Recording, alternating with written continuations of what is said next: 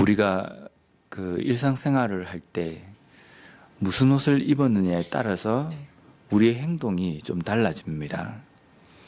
만약에 내가 양복을 입고 이렇게 넥타이를 메고 있다고 한다면 아무래도 행동이 조심스러워집니다.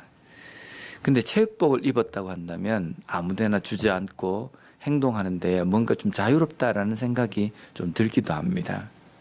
만약에 남자들에게 군복을 입혀놓으면 이게 좀 달라집니다. 제가 대학을 다닐 때 이제 군에서 제대하고 이제 예비군 훈련을 받기 위해서 다시 학교에 복학을 했는데, 예비군 훈련을 받을 때에는 학교에서 학생들을 예비군 훈련을 받아야 될 학생 전체를 데리고 이제 예비군 훈련을 합니다. 옆에 가까운 그 군부대에 가서 예비군 훈련을 하는데, 거기에 가서 군복을 입고 예비군 훈련을 하지만 거기에 온 사람들은 군인이 아니라 불과 어제까지만 해도 같이 그 학교에서 봤던 학생들입니다. 학생들인데 그 예비군 훈련 때문에 군복을 입고 거기 있는 겁니다. 근데 그 학생들이 평소 때는 학교를 지나갈 때 막 엘리트 같고 공부를 잘하는 학생 같은데 군복만 입혀놓으면 아무 때나 주지 않고 아무 때나 침을 뱉고 걷는 걸음걸이도 팔자걸음처럼 그렇게 되는 겁니다. 그리고 막 지나가는 여자 있으면 이렇게 탁 쳐다보기도 하고, 분명히 어제까지만 해도 예비군 훈련장 오기 전까지만 해도 일반 그냥 학생이고 사람이었는데 군복만 입혀놓으면 마음가짐과 생각이 달라진다는 겁니다. 사도 바울이 우리 그리스도인들에게 그 그리스도인이 이 땅에 살아가는 삶을 영적 전쟁으로 비유를 했습니다. 그리고 영적 전쟁으로 비유하면서 우리 그리스도인이 무장해야 될 어떤 영적인 상태에 대해서 군인들이 입어야 되는 그 군복에 그 비유를 해서 영적 무장을 해야 한다라고, 영적 갑옷을 입어야 한다라고 이렇게 이야기합니다. 이 옷이라는 것이 아주 중요합니다. 어떤 옷을 입었는지에 따라서 행동과 마음가짐이 달라지기 때문입니다. 오늘 하나님께서는 이스라엘 백성들이 하나님을 만나러 오기 위해서 반드시 중간에 매개체로 세워져야 할 제사장의 옷에 대해서 명령을 하십니다. 근데 제사장이 하나님 앞에 이스라엘 백성들을 대신하여서 나아올 때에 입는 옷, 그래서 하나님께서는 이 입는 옷이 중요하기 때문에 어떤 옷을 입어야 되고 어떤 형태여야 되고 어떤 옷감으로 어떤 색깔 뭐 어떤 재료로 어떤 장신구가 붙어야 하며 이런 거에 대해서 아주 세밀하게 제사장의 옷에 대해서 지금 설명하고 계십니다. 근데 우리가 여기서 한 가지 짚고 넘어가야 될 게 있습니다. 하나님께서는 그러면 제사장이 아무 옷이나 입으면 하나님께서 이 제사장을 받아주시지 않는가? 물론 당시 구약시대에는 그랬습니다. 제사장이 반드시 하나님 앞에 나올 때는 하나님께서 명령하시고 하나님께서 이렇게 만들라고 이야기하신 그 옷대로 입어야지만이 하나님 앞에 나와서 제사의 직무를 제대로 감당할 수 있었습니다. 그런데 하나님께서 말씀하시는 이 옷이 중요하지만 하나님께서 중요하게 생각하시는 것은 옷보다 더 큰 것이 있습니다. 그 마음 가운데에 옷을 입고 있는 그 안에 그 사람이 어떤 마음으로 준비되었는지 그것이 더 중요하다는 겁니다. 제사장이 옷으로 잘 차려 입었는데 만약에 그 마음이 준비가 되어 있지 않는다고 한다면 하나님께서 그 제사를 받으시지 않는다는 겁니다.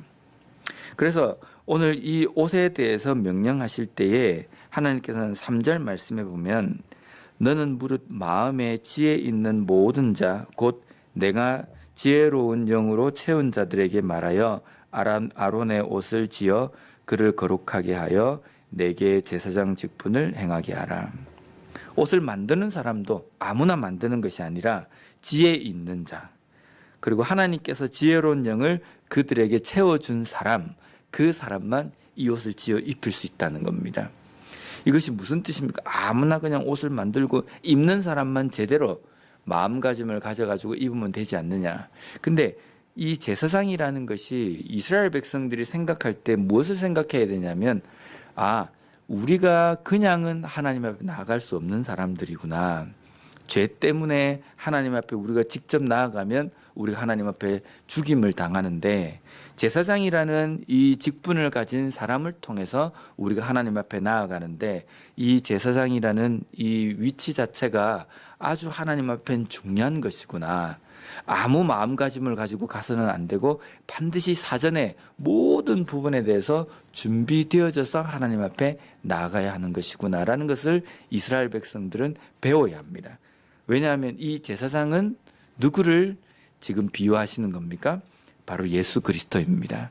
예수 그리스도를 통해서만 우리가 하나님 앞에 완전히 나아갈 수 있다는 것을 이스라엘 백성들에게 가르쳐 주시고, 또 그 메시아를 통해서 모든 완전한 제사를 하나님께서 이스라엘 백성들에게 예언하시기 위해서 지금 명령하시는 겁니다. 그래서 옷을 지어 입힐 때에도 아무나 아무 마음을 가지고 있는 사람이 아니라 하나님께서 지혜를 부어주셔서 준비되어진 사람, 그 사람을 통해서 옷을 지어 입게 하고, 또 그 옷을 입은 제사장은 어떤 마음으로 준비가 되어야 되냐면 2절 말씀에 보면 내 형 아론을 위하여 거룩한 옷을 지어 영화롭고 아름답게 할지니. 여기 보면 옷이, 제사장의 옷이 좀 화려합니다. 특별하고 화려하고 여러 특별한 장식이 붙어 있는데 그 옷을 입으면 아름다워집니다. 그런데 이 아름답다라는 이 의미는 겉이 아름답다 이 의미가 아니라 영화롭다라는 이 말과 함께 붙어서 이 옷을 입음으로 인하여서 그 사람이 마음이 영화롭고 아름답게 되어진다라는 겁니다. 옷을 입어서 아름답고 영화롭게 되는 것이 아니라 옷을 입기 위해서 이 제사장은 준비하는 과정을 통해서 하나님 앞에 내면의 아름다움과 영화로움으로 준비되어져야 한다라는 것을 이야기하시는 겁니다. 이 영화롭고 아름답게 거룩하게 준비되어진 대제사장이 예수 그리스도십니다. 오늘날 우리를 하나님께서 왕과 같은 제사장이라고 임명해 주셨습니다. 그러면 우리는 어떤 옷을 입고 하나님 앞에 나아가야 합니까? 우리가 입어야 될 옷은 겉옷이 잘 준비된 이런 옷이 아니라, 깨끗하게 잘 빨아진 이런 옷이 아니라, 우리가 입고 하나님 앞에 나아가야 될 것은 예수 그리스도의 은혜입니다. 예수 그리스도의 은혜를 우리가 입어야 합니다. 우리가 예수 그리스도의 은혜를 옷 입는다라는 것은 거룩하고 영화롭고 아름다운 마음으로 준비된 그 마음을 가지고 하나님 앞에 나아가야 되는 겁니다. 그렇게 나아가야지만이 우리가 왕과 같은 제사장으로 준비가 된 것이고, 우리가 드리는 우리의 삶의 예배가 하나님께 상달되는 그런 은혜가 있을 겁니다. 오늘 우리의 삶에서 우리는 영적인 그 마음으로 준비되어서 하나님 앞에 왕과 같은 제사장으로 우리의 삶의 예배를 하나님 앞에 드려야 합니다. 거룩함과 영화로움과 아름다움으로 우리를 준비함으로 인하여서 하나님께서 기뻐 받으시는 그 제사를 오늘도 드릴 수 있는 우리 모두가 되었으면 좋겠습니다. 기도하겠습니다.